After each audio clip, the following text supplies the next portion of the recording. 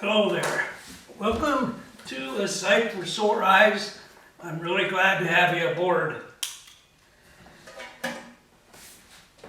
In this video,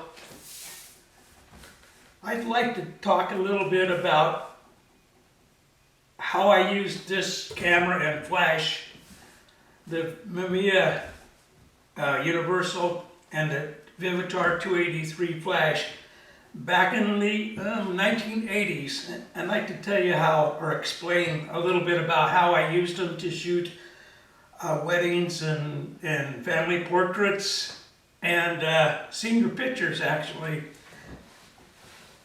It was a pretty good time in the 80s. Probably better than they are now. But anyway, my main job was, I was mostly a carpenter and a cabinet maker, but I tried to get, well, most times I could get at least one wedding a month, sometimes two, and very rarely I'd get three. So that kept me pretty busy between two things. I was just, I hadn't been married not even 10 years and trying to get by, trying to make a living. So, and I've always enjoyed photography forever, since I was just a young man. So I basically started taking wedding pictures when I was probably 19 or something like that. And I didn't know much. I learned a lot from other photographers who would take me aside during weddings and tell me what I shouldn't be doing while they were taking pictures. So yeah, that was a pretty good experience. I started out using a 35mm, a Konica 35mm camera, in the late 60s, early 70s. Well, all through the 70s, actually. But then in early 1980, my wife bought me this, because I was this medium format camera, because I was thinking I needed to step up a little bit. I was doing quite a few weddings, and so she surprised me one day and brought this home, the camera only, and I bought the 283, I don't know, 3 months later, sometime like that. There was a steep learning curve with this camera. It's much different than a 35mm. This camera is all manual. You adjust the exposure manually, the focus manually, everything is manual on it. It doesn't do anything for you. You have to do it. But I got along after a while. We became good friends after a while, me and this camera. And after a few rough starts shooting weddings with it, I began to really become familiar with it. This flash made shooting weddings and other things a lot less complicated. With this flash, all you have to do is kind of, I guess you could call it synchronizing it with your settings on your camera. And once you did that, you really didn't have to worry about exposure any longer. As long as I was within range of this flash to my subject, exposure, changing the f-stop or the shutter speed really didn't matter. I used, basically on this lens, I used f5.6, and the shutter speed was usually around, well, not usually, it was always at 1/125th of a second. On this flash, it's got three, let me zoom in a little bit here for you. I'll show you what we're talking about here. So on this flash, it's got this little dial right here, and you can turn this to various areas, and that helps you. That will get you set up on your camera, and then it tells you here at it's got four different colors on it, and each color represents a different f-stop and also flash range on it. So I usually, almost always, set mine, use the yellow setting, which is the furthest setting, and to set that, there's a little dial here on the front of this flash, and it's got a ring that you can turn on it. When you turn that ring, it changes. You'll see a color inside the little window there. It will change it, and depending on what setting you use, and it'll tell you when you look at this wheel, it'll tell you what f-stop you should be at depending on what color you're using. So I usually, like I said, I used yellow almost all the time, and that gave me a good range of flash. It gave me a distance on it. I really wasn't that worried about my f-stop at all, my aperture. I just set this at yellow, and I could just forget it. And zoom back out here. So with this setup here, I would set up my camera, and this, I set it all together, put this flash on here, and like I said, as long as I had this flash on, I didn't have to worry at all. I mean, I got some slides I'm going to show you here, and right after I'm through speaking. But these slides were all taken with this exact same camera. The flash is new. I think I probably dropped my flash and broke it or something a long time ago. But all the images you're going to see are taken with this camera. So when I get ready for a wedding, I try to give my clients 300 pictures. 300 pictures in those days was a lot. I'd get the pro packs like this. I'd buy, for each wedding, to do 300 pictures, I needed, four? There's 3 of them. I needed 3 packages, because I used 220 film, not 120. I put 220 in here, so that gave me 20 exposures per roll. And so that's 100 per pro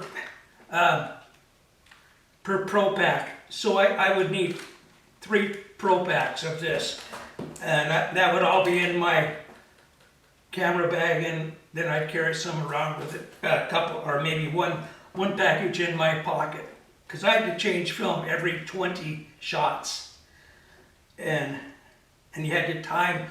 Back in those days when you're using film, you had to think about what was coming up, and you had to time your film and make sure you had enough for each event that was going to be happening ahead. And I didn't even carry a light meter. You'll see some pictures here that were taken outside. I just used this as a fill flash. I didn't even bother changing anything. I just left it at the same setting. So anyway, there's a lot I was going to talk to you about, and basically what it comes down to is I love this camera. And in those days it was really hard to work because you had to be right on your toes. You didn't get any second shots, and you couldn't just shoot off 20 or 30 shots of an event. You had to really work with it. You had to plan your shots. So I took a lot of pictures. I did a lot of weddings with this. And a few videos ago, I mentioned that I was going to try to. I said I knew I had a lot of negatives in the house that I was going to go through and show them to you. Well, you know, I looked and looked for those negatives. I could not find them at all. And the other night I was laying awake, or not really awake, just kind of laying in bed thinking about it, because I could remember them, where they were, and they were in a big tin bucket type thing, and I could not find that, and I thought, you know, I wanted to throw those away. I got so many negatives around the house that, yeah, I can't even count how many I have. Anyway, so I thought, well, you know, I looked through these Tupperware tubs so many times, but I'm going to look through one more time. A few years ago, I hurt myself on my four-wheeler, and I was laid up, and while I was laid up, I think this is when it happened, my wife tried to organize, and well, she did organize, and I really appreciated it, but she put my negatives all nice and neatly in Ziploc bags, and I didn't even think about looking at there. But so I got up early in the morning, went downstairs, and I looked around. Holy cow, there they are. I found all these, 2 bags full. These are all 220 film. There's several weddings in here. I was really glad to get these. In those days, when you got your film back, of course you got your pictures, but then you also got your negatives with them so you could keep them. And they came in these kind of folders. I mean, that's how they were stored. And that was pretty handy. So these 2 bags are filled with these kind of negatives. And so I've just spent the last day going through them and randomly picking out negatives that I wanted to show you, and so I've been scanning them. There's no order to these negatives, and I haven't really edited them very much at all. So I'd like to show these to you. There's 50 prints here, or 50 negatives that I'm going to show you. And you know, it's so much easier. Well, yeah, it's a lot easier to shoot weddings today. The one thing I liked about using film was I shot the film, dropped it off in the Yakima Valley, which is where I was shooting at in Washington State. There was a place called Photo House that had a lot of my film developed and processed there. So I drop it off at Photo House. I drop them off 15, 20 rolls at a time, and then go back. Usually about within a week. Usually, sometimes a lot quicker than that. I'd go back and pick them up, and they had all, you know, they came in these kind of packages with the negatives and with the prints, the 4x6 prints. And in those days, that's what you got. You put those prints in an album for your customer, and that's what they got. There was no spending hours and hours editing on your computer after a wedding. You didn't have to do that. They got what they saw here. And that was pretty nice. Of course, we had to go through and, you know, mark the back of each print before we put it in the album, you know, what roll it is and what frame number it is. I had to do that on every print so that if the customer was looking, you know, through their album and say, well, I want an 8x10 of that one, all I had to do was take it out of the album and look at the back, and it had the number on it, you know, usually like roll 4, number 32 or something, or 16 or something like that. And that's the number they gave me. There was no online, of course, there was no online albums or anything like that. I did a lot of weddings like that, and it was fun. I enjoyed it. I've done a lot of weddings here in Alaska too after I moved up here, but they've all been, well, nearly all of them have been digital. But anyway, I'm kind of rambling on here.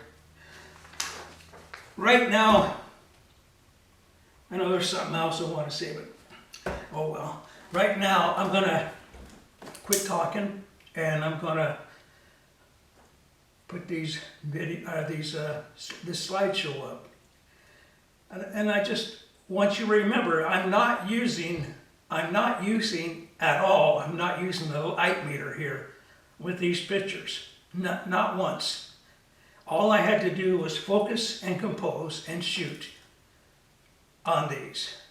And it was a fast, and well, of course, weddings, you know, they're fast action. And you had to be moving all the time. I don't think I could do this anymore. Yeah, I don't move that fast, I guess. But anyway, so just remember, all I had to do to take these pictures was focus and compose and press the shutter. That's it. And then change film every 20 shots. While something was going on around you, you have to take 3.5, 4 minutes to change film all the time. Anyway, so that's all I'm going to talk to you about now. Now we're going to get on with the show. And excuse me, I stumbled through this, pretty much stumbled through it. I tried to write a script and that don't work. I can't even read my writing. So, thanks a lot again for stopping by, and I sure hope you enjoy this. And if you want to make comments, feel free to do it. If you got questions about, I don't know, how we did stuff in the old film days, you know, or about this camera. I've used this camera a lot. I could probably answer a question or two on that. So anyway, sit back and enjoy this 50 slide show, and I'll see if I can get some cool music with it also. Thanks again for stopping by. See you next time.